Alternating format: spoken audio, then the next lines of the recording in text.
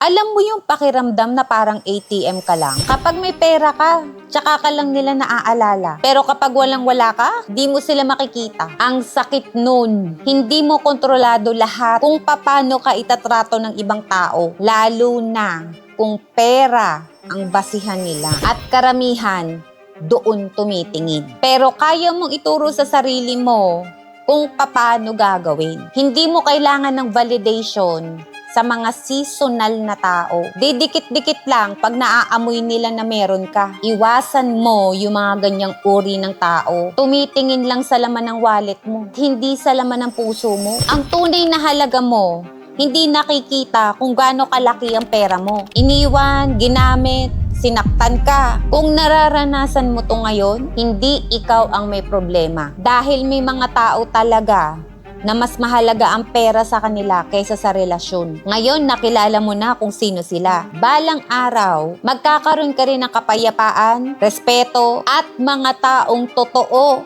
na hindi mo kailangang bilhin, may pera ka man o wala. Marunong ka dapat humindi. Hindi mo kailangang bilhin ang pagmamahal nila o pakikisama nila sa'yo. Ang tunay lang na may malasakit sa'yo, hindi ka lang nila maaalala kapag may kailangan sila.